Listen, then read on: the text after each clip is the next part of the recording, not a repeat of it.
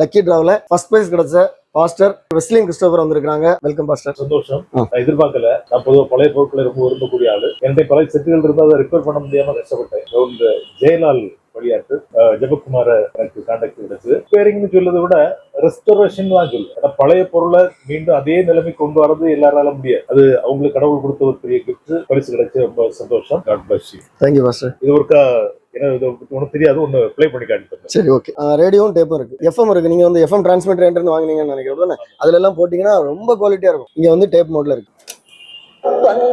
நாங்கள் ஐயா அப்பா சமூகத்தின் அப்பங்கள் நாங்கள் ஐயா எப்போதும் உன் தீர்மானம் அமர்ந்திட. அடுத்த வீடியோ வரைக்கும் பாய்.